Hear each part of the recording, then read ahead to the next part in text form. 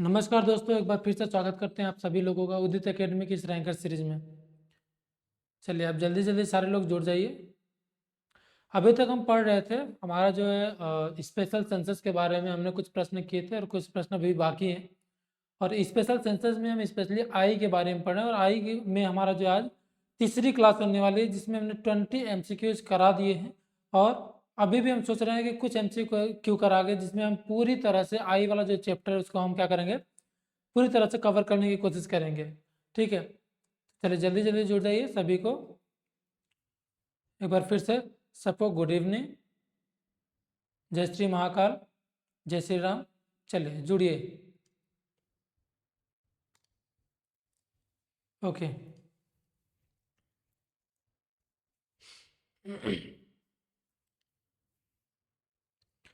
अगर किसी के दिमाग में मन में कुछ डाउट है कि 2-3 दिन तक क्लासें मेरी नहीं आई थी यूट्यूब पे, 2-3 दिन क्या उससे बहुत ज़्यादा हो गया, लगभग 5-6 दिन से क्लासेस मेरी नहीं आ रही हैं, तो कुछ ऐसा काम था, आप ही लोग के लिए था और उसी में हम लोग बिजी थे, हमारी पूरी टीम बिजी थी।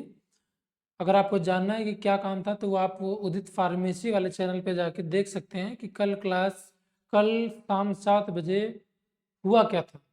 उदित फार्मेसी के प्लेटफॉर्म पे क्या कुछ नया हुआ, क्या कुछ बड़ा हुआ, वो चीज़ें आप जाके देख सकते हैं। उसी में सारी टीम जो थी बिजी थी और आज सारे लोग फ्री हो गए हैं और आपकी क्लासेस जो है वो रेगुलर कंटिन्यू होंगी। ठीक है, चलिए तो शुरू करते हैं हम आज के अपने सबसे पहले प्रश्न से।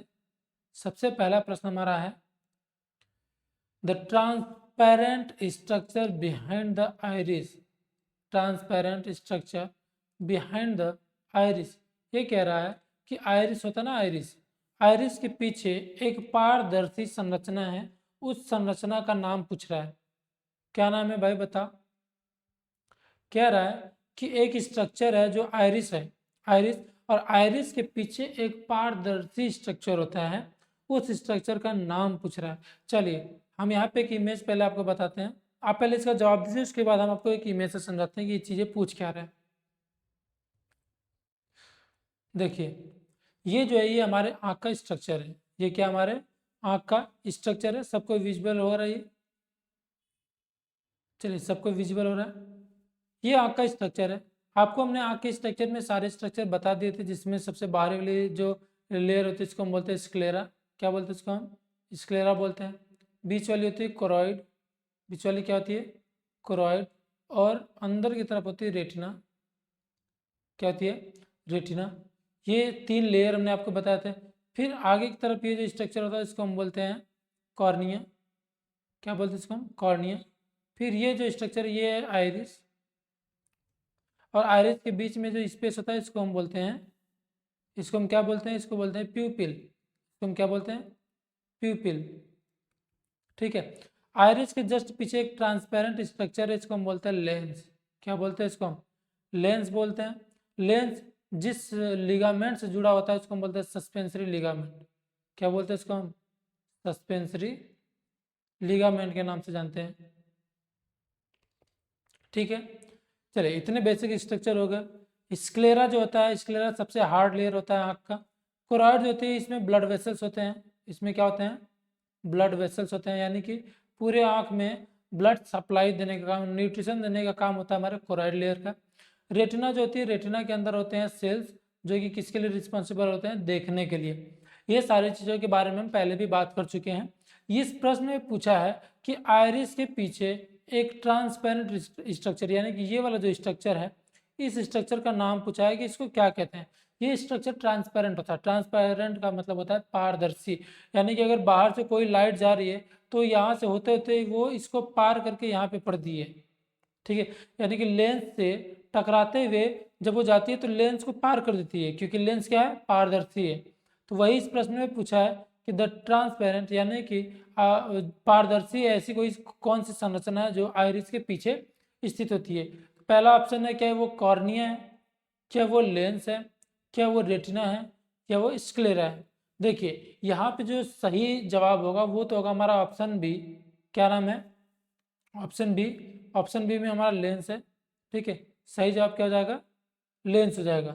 ठीक है, तो लेंस यहाँ पे सही आंसर हो जाएगा, बाकी के 3 ऑप्शन गलत हो जाएंगे। लेकिन अगर यही चीज आपको इस तरीके से पूछ दे कि वो ट्रांसपेरेंट स्ट्रक्चर बताओ जो कॉर्निया सॉरी आइरिस के आगे हो, यहाँ पे बिहाइंड पूछा है ना, क्या पूछा है, बिहाइंड यानी कि पीछे। अगर पूछे कि आइरिस के आगे हो, तो आइरिस के आगे हम यहाँ पे देख पा रहे हैं कि ये आइरिस है, ये क्या है, आइरिस है। आइरिस के पीछे तो लेंस है, आइरिस के पीछे क्या है, लेंस है। और आइरिस के आगे भी एक ट्रांसपेरेंट स्ट्रक्चर होता है जिसका नाम होता है कॉर्निया। तो आपको ये बिल्कुल याद रखना है कि आगे पूछा है या पीछे पूछा है, तो पीछे हमेशा लेंस जवाब जाएगा, आगे पूछेगा तो आगे हमेशा क्या जवाब जाएगा, कॉर्निया जाएगा। इसमें किसी को कोई डाउट नहीं होना चाहिए। यहाँ पे देखिए बिहाइंड पूछा है यानी कि पीछे पूछा है, तो पीछे हमारा जो जवाब जाएगा वो जाएगा लेंस। ठीक है, तो यहाँ पे राइट आंसर लेंस हो जाएगा। चलिए अगला प्रश्न, the middle vascular layer of the eye, इसका मतलब यह है कि आंख की मध्य रक्त वाहिनी परत कौन सी है। आंख की बीच वाली वो लेयर जिसमें ब्लड पाए जाते हैं, जिसमें क्या होता है, रक्त होता है, यानी कि ऐसी लेयर जिसके अंदर ब्लड वेसल्स होते हैं।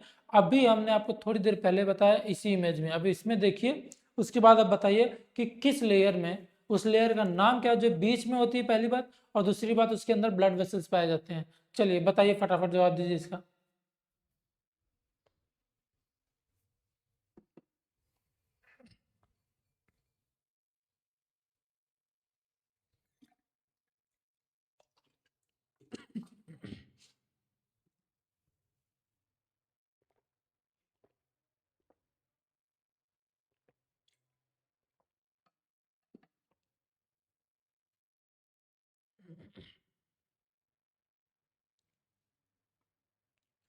ओके, तो यहाँ पे हमने आपको बताया था स्क्लेरा आउटर लेयर होती है, कोरॉइड जो होती है, कोरॉइड जो है वो मिडिल लेयर होती है, और यही मिडिल लेयर जो होती है वो वेस्कुलर होती है। ये आपको बिल्कुल भी ध्यान रखना है कि ब्लड वेसल्स जो होता है यानी कि खून की नलियां किस लेयर में पाई जाती हैं, तो वो जवाब हमेशा क्या जाएगा हमारा, कोरॉइड, जो कि बीच में पाई जाती है। और इंटरनल यानी सबसे इनर जो लेयर होती है वो होती है रेटिना, और रेटिना में कोई भी ब्लड वेसल्स नहीं होती है, बल्कि इसमें नर्व सप्लाई होती है।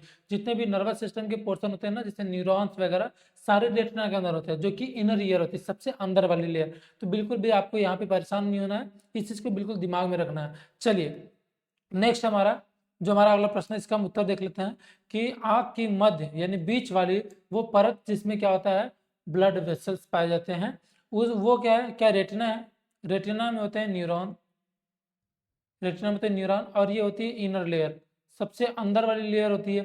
ये तो गलत हो जाएगा, ये क्या है, गलत हो जाएगा। दूसरा पूछ रहा है स्क्लेरा, स्क्लेरा होती है आउटर, क्या होती है ये, आउटर, ये हार्ड लेयर होती है। ठीक है, ये आउटर होती है, और ये क्या होती है, स्ट्रक्चर हार्ड होती है। ठीक है, ओके। तीसरा जो है वो कोरॉइड, कोरॉइड जो होती है ये मिडिल लेयर है, ये क्या है, मिडिल यानी कि बीच वाली लेयर होती है, और इसी लेयर में होते हैं ब्लड वेसल्स, इसी में क्या होता है, ब्लड वेसल्स, यानी कि वेस्कुलर लेयर पूछा जाए तो हमारा जवाब जाएगा कोरॉइड।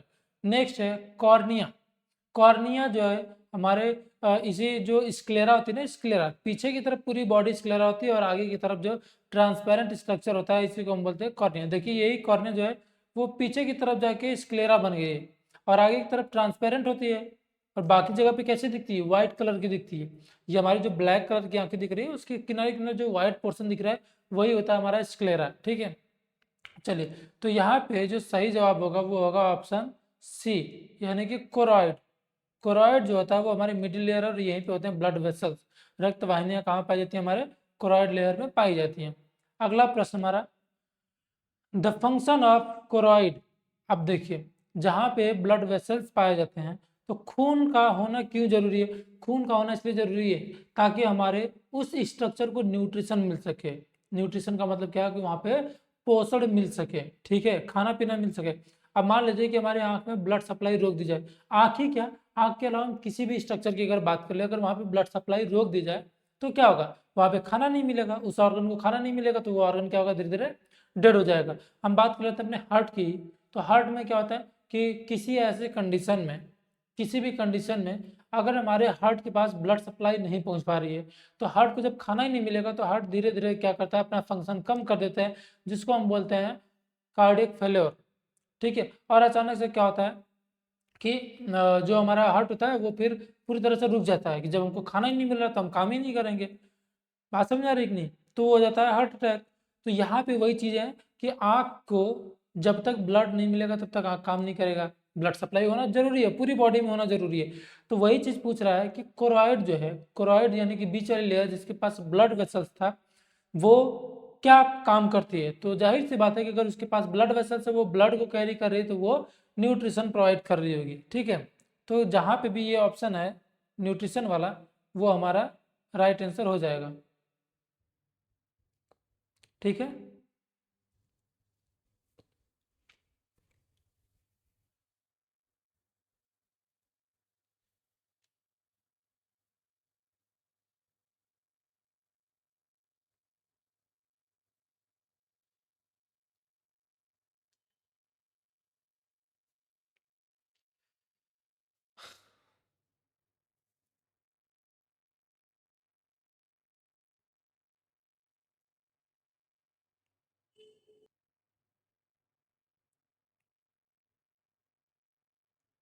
ठीक है, चलिए। तो यहाँ पे है कि फंक्शन क्या है कोरॉइड का, क्या सुरक्षा प्रदान करना। सुरक्षा प्रदान करने के लिए हमारी सबसे आउटर लेयर जो हार्ड होती है, जिसका नाम क्या है, स्क्लेरा। स्क्लेरा जो होती है उसी का काम होता है सुरक्षा प्रदान करना। बाकी जो हमारी दूसरी लेयर है, दूसरी लेयर का नाम क्या है, दूसरी लेयर बीच वाली जो होती है उसका नाम है कोराइड, और उसी में ब्लड वेसल्स होते हैं। और ब्लड का काम ही होता है किसी चीज़ को नरिश करना, यानी कि पोषण देना। तो हमारा जो ऑप्शन बी है वो राइट आंसर हो जाएगा। और यहाँ पे विजन, विजन के लिए तो पूरी हमारी जो आँख है वो रिस्पॉन्सिबल, लेकिन अगर स्पेशली लेयर की बात करें तो लेयर देखने के लिए होती है रेटिना। क्या होती है, लेयर जो देखने के लिए होती है वो होती है रेटिना। ठीक है, चलिए नेक्स्ट है टीयर फॉर्मेशन। क्या आँख से आंसू बनाने के लिए होती है, नहीं। आँख से आंसू बनाने के लिए तो हमारे लैक्रिमल ग्लैंड होते हैं। क्या होते हैं, लैक्रिमल ग्लैंड होते हैं। क्या होते हैं, लैक्रिमल ग्लैंड होते हैं। यहाँ पे किसी को कोई किसी प्रकार का डाउट नहीं होना चाहिए। तो राइट आंसर जो हमारा वो ऑप्शन बी हो जाएगा। ठीक है, okay.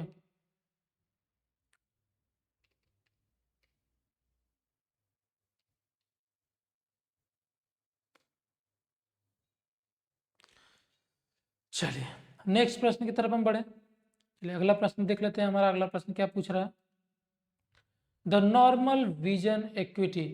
The normal vision equity का मतलब कि देखिए, जब भी आप किसी डॉक्टर के पास जाते हैं आपकी आंखों का चेकअप कराने के लिए, तो वो एक आपको चार्ट दिखाता है। चार्ट कैसा होता है, चार्ट होता है इस प्रकार का। देखिए इस प्रकार का चार्ट आपने देखा होगा, देखा है कि नहीं देखा है, जिसमें पहले ऊपर वाला जो लेटर लिखा होता है, ऊपर वाला लेटर जो होता है वो पहले बड़ा होता है। ठीक है, ऊपर वाला लेटर क्या होता है, बड़ा होता है। ठीक है, सबसे बड़ा होता है ऊपर वाला लेटर। अब ऊपर वाले के बाद जो हमारा जो बीच वाला लेटर है ये वाला, ये क्या होता है कि उससे छोटा होता है। नीचे आएंगे तो उससे छोटा मिलेगा, उससे नीचे उससे छोटा मिलेगा, और जैसे नीचे नीचे आते रहते हैं वैसे वैसे हमें क्या होता है कि लेटर्स छोटे मिलते हैं। तो यहाँ पे वो हमें दिखा के पूछता है कि सामने देखो और पढ़ो कि ऊपर पहले क्या लिखा होगा, फिर नीचे पढ़वाता है, फिर उसके नीचे ऐसे ऐसे करके लास्ट तक हमें क्या करता है वो पढ़वाता है। तो इससे हमारी आंखों का चेकअप कैसे हुआ, देखो होता ये कि जो सबसे लास्ट में लिखा हुआ, जो सबसे लास्ट वाली लाइन यहाँ पे आपको दिख रही है ये वाली, इस लाइन में देखेंगे आप कि यहाँ पे देखिए ये क्या लिखा हुआ है, 6 लिखा हुआ है। और 6 इसलिए यहाँ पे लिखा हुआ है क्योंकि ये जो लेटर्स लिखे हुए हैं सबसे लास्ट वाले, इस लेटर को हम क्या कर सकते हैं, 6 फीट की दूरी से आसानी से पढ़ सकते हैं। इसको हम 6 फीट की दूरी से आसानी से पढ़ सकते हैं। और उससे ज़्यादा अगर दूर हम बैठे हों तो हो सकता है कि हम इस वाले लेटर्स को ना पढ़ पाएँ, क्योंकि वो इस हिसाब से बनाई होती है कि नॉर्मल आँख से उसको हम 6 फीट की दूरी से पढ़ सकते हैं। और जैसे हम उसके ऊपर जाते हैं, ये वाली जो लाइन लिखी है इसको हम 9 फीट की दूरी से पढ़ सकते हैं। देखिए इसके ऊपर 9 लिखा ना, ये क्या लिखा हुआ है, 9 लिखा, तो इसको हम 9 फीट की दूरी से पढ़ सकते हैं। उसके ऊपर जब हम जाएंगे तो हम 12 फीट की दूरी से पढ़ सकते हैं, फिर 18 फीट की, फिर 24 फीट, फिर 36 और फिर 60 फीट। तो जो सबसे बड़ा वाला लिखा होता है उसको हम 60 फीट दूर बैठ के नॉर्मल आंख से पढ़ सकते हैं। ये चीज़ होती है। अब आपको जो है वो इसी चार्ट के सामने 6 फीट की दूरी पे बिठा दिया जाता है कि नहीं है, बिठाया जाता है। उसके बाद आपको सबसे पहले ऊपर वाला पढ़ाया जाता है, हाँ ठीक है पढ़ लिया, नीचे आए आए आए आते रहे आते रहे आते रहे। और आपने जो जो 9 फीट वाला है, जो 9 फीट वाला है वो आपने पढ़ लिया, 9 फीट वाला आपने पढ़ लिया, लेकिन 6 फीट वाला आप नहीं पढ़ पा रहे हैं, जो कि 6 फीट से पढ़ लेना चाहिए एक नॉर्मल आदमी को। तो जो आपकी आंखों का जो विजन लिखा जाएगा वो लिखा जाएगा 6/9। 6/9 का मतलब क्या है कि ये जो है 9 फीट वाला जो है वहां तक पढ़ पा रहा है, बाकी उसके नीचे नहीं पढ़ पा रहा है। ठीक है। तो ये आपका दिखा दिया जाएगा कि 6/9 इनका विजन है। 6/6 जो था वो नॉर्मल होता है, यानी कि 6 फीट की दूरी पे रख के पढ़ने वाली चीज़ को हम 6 फीट से पढ़ पा रहे हैं तब तो ठीक है। अगर नहीं पढ़ पा रहे हैं तो इसका मतलब क्या है कि हमारा विजन थोड़ा गड़बड़ है, हमारी देखने की शक्ति थोड़ी कम है। तो यही चीज़ यहाँ पे पूछा है। यहाँ पे क्या पूछा प्रश्न में कि नॉर्मल कितना होता है, क्या नॉर्मल 6/6 होता है, 6/9 होता है, या 6/12 या 6/18।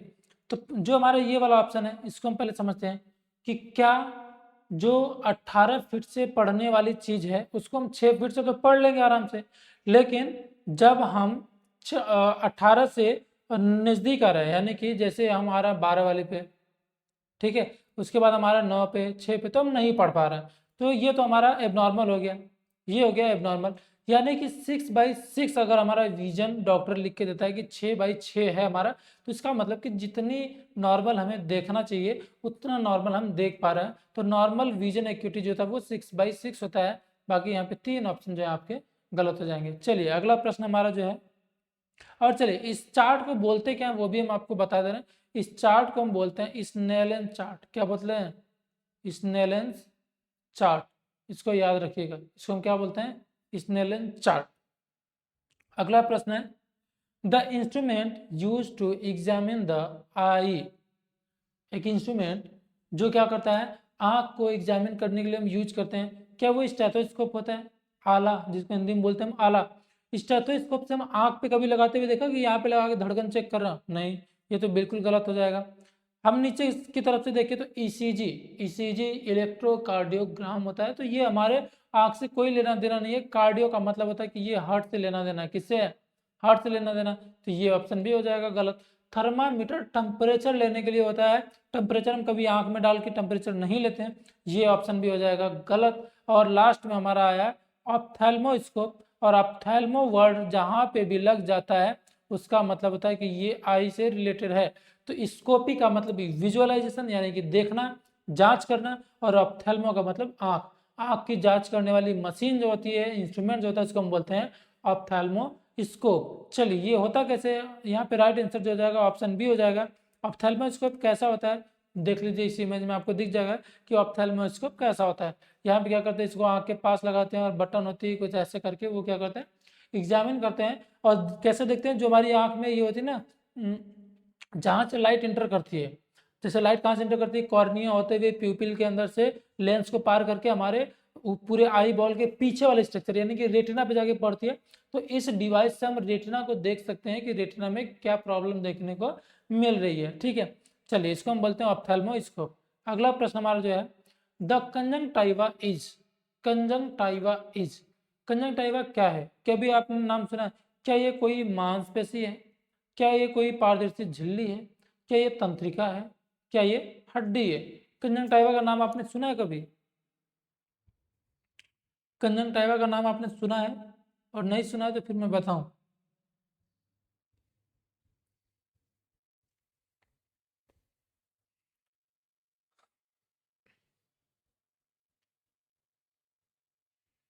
चलिए मैं बता देता हूँ। कंजंक्टाइवा जो है वो हमारे आंखों में एक पारदर्शी झिल्ली होती है। और वो झिल्ली कैसे होती है, जब आप अपनी आंखों को ऐसे उल्टा करके देखेंगे, रुकिए मैं आपको एक इमेज में दिखा दे रहा हूँ। ये देखिए, ये इमेज आपको विजुअलाइज हो रहा है अच्छे से। ये जब आप अपनी आंखों को ऐसे खींच के उल्टा करके देखेंगे तो ये जो पूरी पारदर्शी झिल्ली है ना, ये पूरी पारदर्शी झिल्ली है। यहाँ पे ये जो पूरा शाइनिंग शाइनिंग चमक रहा है, वही जो पारदर्शी झिल्ली होती है यहाँ से शुरू होती है ऐसे ऐसे, इसी को हम बोलते हैं कंजंक्टाइवा। देखिए सबसे पहले अगर ब्लड में कमी हो रही है हमारी बॉडी में तो कंजंक्टाइवा में पता चलती है। उसके अलावा अगर जॉन्डिस हो रहा है यानी कि पीलिया हो रहा है, वो भी कंजंक्टाइवा में पता चलता है। ठीक है, तो ये सारी चीज़ों के लिए जो हम देखते हैं ना ऐसे करके, तो वहाँ पे एक पारदर्शी झिल्ली होती है, उसी को हम बोलते हैं कंजंक्टाइवा। अच्छा आपको एक और इंटरेस्टिंग बात बताता हूँ कि कंजंक्टाइवा जो है पहले के ज़माने में, बहुत पहले लोग, इंसान की हम बात कर रहे हैं, तो वो लोग क्या करते थे, इसका यूज करते थे। अभी इसका यूज पूरी तरह से खत्म हो गया। और आप जानकर हैरान होंगे कि इसका यूज आज भी जानवर करते हैं, कुछ जानवर, कुछ पंछियाँ करती हैं, ज़्यादातर जो होती है चिड़ियाँ वगैरह करती हैं। और वो क्या होता है मैं बता रहा हूँ आपको। अगर आप चाहें तो अपनी आंखों को बंद करके भी चीज़ों को देख सकते थे। और वो कैसे, क्योंकि हमारे अंदर ऐसी क्वालिटी थी कि ये जो हमारी ऊपर वाली पलकें हैं उसको बंद करने के अलावा भी उसके नीचे कंजंक्टिवा जो होती थी उससे भी हम अपनी आंखों को बंद कर सकते थे, लेकिन वो होती है पारदर्शी। तो पारदर्शी का मतलब ही ये हुआ कि उसको बंद करके भी हम बाहर की चीज़ों को देख सकते थे और हमारी आंखों में धूल मिट्टी इससे भी हम आंखों को बचा सकते थे। लेकिन अब हमारे पूर्वजों ने उसका यूज छोड़ दिया और धीरे धीरे धीरे वो चीज़ जो थी वो खत्म हो गई। हमारे अंदर सिर्फ कंजंक्टिवा होता है, निष्क्रिय होता है, ऐसे ही पड़ा है पारदर्शी झिल्ली, हम उसका यूज नहीं कर सकते। आपने कभी गौर किया होगा कि जो चिड़ियाँ वगैरह होती हैं वो अपने ऐसे आंखें बंद करती हैं लेकिन वो उनको दिख रहा होता है, एक पारदर्शी झिल्ली ऐसे जाती है फिर खुल जाती है। अगर आपने नहीं देखा तो गौर करिएगा, ध्यान से देखिएगा, आपको दिखेगा कि मेन जो उनका आईलिड्स होता है उसके अलावा भी एक पतली सी झिल्ली होती है जो बंद होती है आंख में और खुल जाती है। तो वो आंखों को बंद करके खोल के भी वो चीज़ों को देख सकते हैं। ठीक है, ओके, चलिए अगले प्रश्न की तरफ हम बढ़े। हाँ, पहले इसका आंसर तो हो जाए। द कंजंक्टिवा क्या है? कंजंक्टिवा जो है वो एक पारदर्शी झिल्ली होती है, ट्रांसपेरेंट मेम्ब्रेन होती है। ये कोई मांसपेशी नहीं है, ये कोई मांसपेशी नहीं है, ना तो ये कोई नर्व है, ना तो ये कोई हड्डी है। ठीक है, तो राइट आंसर जो जाएगा हमारा ट्रांसपेरेंट मेम्ब्रेन हो जाएगा। चलिए अगले प्रश्न की तरफ बढ़े। हमारा ये पूछ रहा है कि मोतियाबिंद, कैटरेक्ट, ठीक है, जिसको हम हिंदी में क्या बोलते हैं, मोतियाबिंद में क्या अपारदर्शी हो जाता है? पूछ रहा है कि आँख का कौन सा स्ट्रक्चर मोतियाबिंद में खराब हो जाता है जिसकी वजह से हम चीज़ों को देख नहीं पाते हैं? क्या वो रेटिना खराब हो जाता है, क्या वो कॉर्निया खराब हो जाता है, क्या वो लेंस खराब होता है, या फिर आइरिस खराब होता है? चलिए जवाब दीजिए इसका।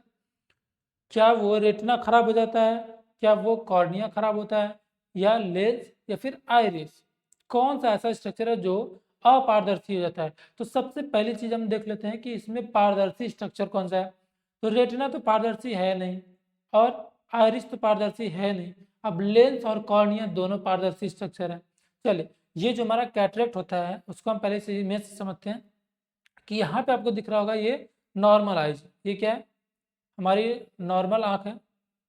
ये हमारी नॉर्मल आँख, जिसमें क्या हुआ कि मान लीजिए कोई भी यहाँ पे रखा हुआ है, कोई भी वस्तु, कैंडल जल रही है, इसका इमेज हमारी आंखों में गया और जहाँ पे बनना था, रेटिना में बनना था और रेटिना के फोविया स्ट्रक्चर पे बनना था, वहाँ पे बन गया और हमें चीज़ें दिखाई दे दी कि हम ये चीज़ देख रहे हैं। लेकिन ये जो लेंस है, ये ट्रांसपेरेंट लेंस, अगर इसके अंदर कोई धुएं जैसा स्ट्रक्चर, स्मोकी स्ट्रक्चर जाके इकट्ठा हो जाए तो क्या होगा कि जब इमेज इस पे पड़ेगा तो वो शार्प तरीके से यहाँ पे जाके ना पड़ के क्या होगा, यहाँ पे फैलने लगेगा और जिसकी वजह से हमें ये जो चीज़ हम देख रहे हैं वो हमें धुंधला धुंधला दिखाई देगा।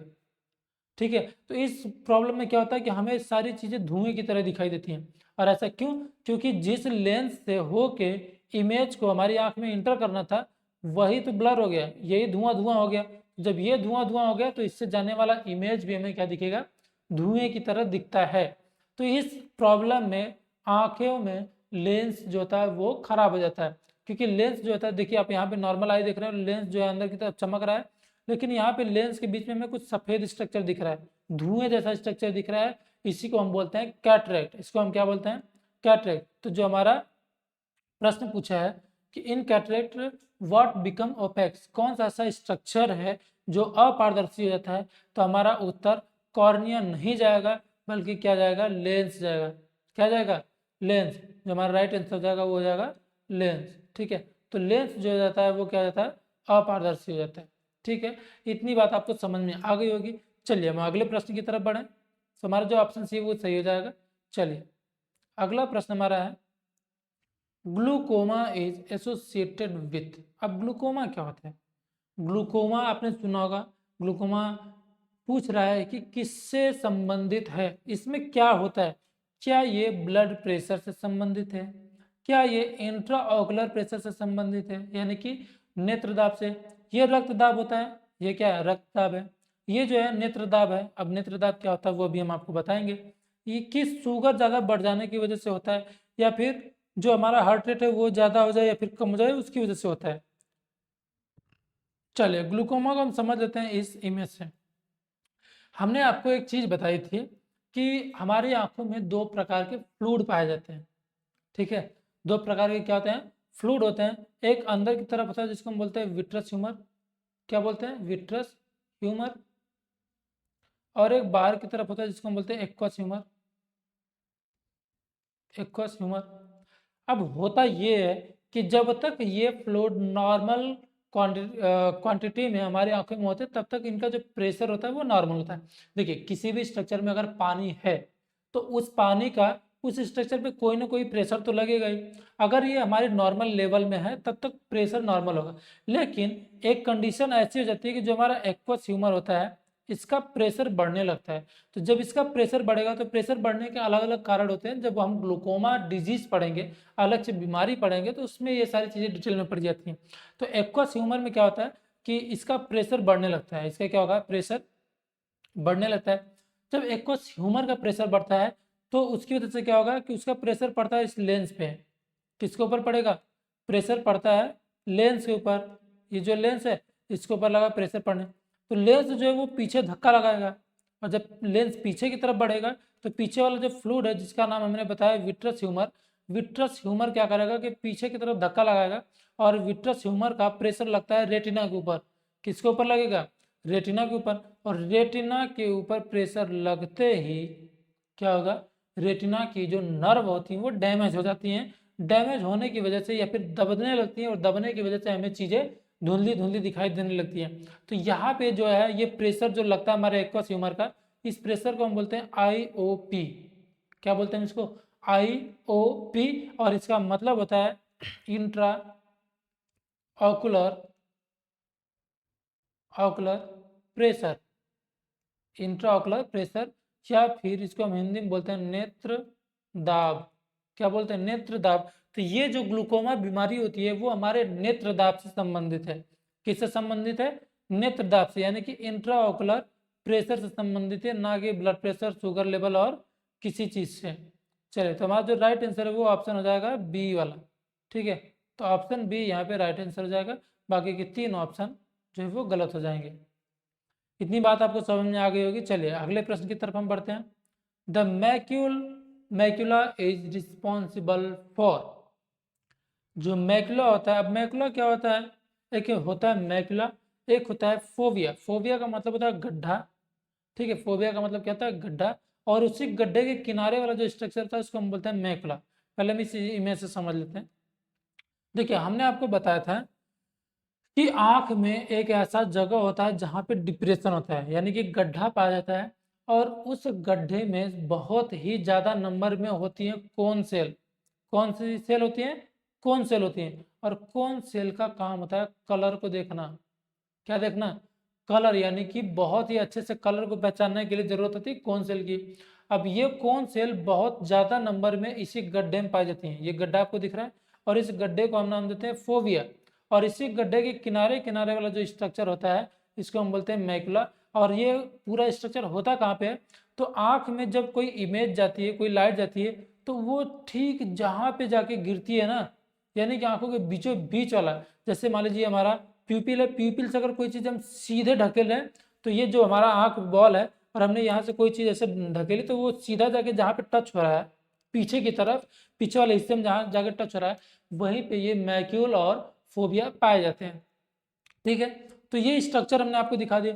ये पूछ रहा है कि जो मैक्यूल होता है ये किसके लिए जिम्मेदार है, मैक्यूल किसके लिए जिम्मेदार है। क्या ये परिधि विजन के लिए होता है, क्या ये केंद्रीय विजन के लिए होता है, ये रात में देखने के लिए होता है, या फिर ये आंसू के निर्माण के लिए होता है। देखिए आंसू के निर्माण के लिए इसका कोई रोल नहीं है, तो यहाँ पे ऑप्शन गलत। रात्रि में देखने के लिए, रात में देखने के लिए जिम्मेदार होता है हमारा रॉड सेल होता है। अब बात करते हैं केंद्रीय और परिधि विजन का मतलब क्या होता है। देखिए जो चीज सेंटर में होती है, केंद्र का मतलब क्या है, सेंटर। तो जो चीज सेंटर में होती है उसका काम होगा केंद्रीय विजन के लिए, क्योंकि ये सेंटर में है। बाकी जो इसके आसपास ये पूरे स्ट्रक्चर है इनका काम होता है पेरिफेरल विजन। ठीक है, तो जो हमारा मैक्यूल है उसका तो काम होगा सेंट्रल विजन के लिए। आपको ये चीज समझ में आ गई होगी कि अगर ये सेंट्रल में पाया जाता है तो इसका काम भी क्या होगा, सेंट्रल विजन का होगा। क्या काम होगा इसका, सेंट्रल विजन का होगा, सेंट्रल विजन का होगा। ठीक है, तो हमारा जो मैक्यूल होता है इसका काम होता है सेंट्रल विजन। और यहाँ पे पेरिफेरल अगर विजन पूछे तो पेरिफेरल विजन जो होता है वो मैक्यूल के किनारे किनारे वाला, यानी कि जो हमारे पेरिफेरल पार्ट होता है रेटिना का, वो रिस्पॉन्सिबल होता है। तो ये भी गलत हो जाएगा, ये भी गलत हो जाएगा। जो ऑप्शन बी है हमारा, वो क्या हो जाएगा यहाँ पे करेक्ट आंसर हो जाएगा। चलिए आखिरी प्रश्न जो है आज के हमारे सेशन का, वो है कि फोबिया जो है वो फोबिया सेंट्रलिस, हमने बताया था कि बीच में एक गड्ढा होता है, गड्ढा भी हमने आपको दिखाया भी, ये वाला गड्ढा जो है इसको हम बोलते हैं फोबिया सेंट्रलिस। सेंट्रलिस इसलिए हम बोलते हैं क्योंकि ये सेंटर में होता है। इसमें सबसे ज्यादा सेंट्रलिस कंटेंट मेनली, इसमें सबसे ज्यादा या फिर मुख्य रूप से कौन सी सेल पाई जाती हैं? क्या इसमें मुख्य रूप से रॉड सेल होती हैं, क्या कोन सेल होती हैं, या ब्लड वेसल्स होती हैं, या नर्व होती हैं? चलिए, ये पोर्शन तो है हमारे रेटिना का, ये जो लेयर होती है ये रेटिना में होती है, और इसी रेटिना में एक गड्ढा है जिसको हम बोलते हैं फोबिया। तो रेटिना में कोई भी ब्लड वेसल्स नहीं होता, क्योंकि हमने बताया कि ये किसमें होता है, कोरोइड में होता है। रेटिना में तंत्रिकाएं तो पाई जाती हैं, लेकिन ये पूछ रहा है कि मुख्य रूप से उस फोबिया की बात कर रहा है। अब रेटिना तो जो नर्व है वो तो पूरी रेटिना में पाई जाती है, लेकिन मुख्य रूप से अगर कोई चीज पूछे और वहां पे कोन सेल और रॉड सेल दिया हुआ है, तो वहां पे हमारा जो राइट आंसर जाएगा वो जाएगा कोन सेल, क्योंकि कोन सेल जो होता है वो हमारे फोबिया में पाया जाता है, और उस फोबिया में जो है कोन सेल होने की वजह से वो किसके लिए रिस्पॉन्सिबल होता है, कलर विजन के लिए, ताकि हम चीज़ों को बहुत ही क्लियरली देख सकें।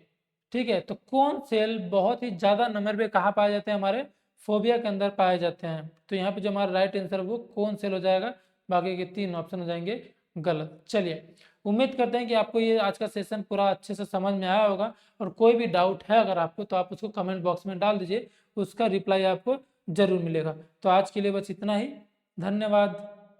ऐसे ही जुड़े रहिए उदित एकेडमी के इस प्लेटफॉर्म से, और कोई भी डाउट हो, डाउट तो हम होने नहीं देते हैं, अगर आपको कोई डाउट है भी तो आप डाउट को क्लियर कर सकते हैं। ठीक है, आप कमेंट बॉक्स में डाल दीजिए, अगर आपको उसका जवाब अभी नहीं मिल पा रहा है तो बाद में थोड़ी देर बाद जब भी हम कमेंट पढ़ेंगे तो हम आपको उसका जवाब जरूर देंगे। चलिए, थैंक यू सो मच।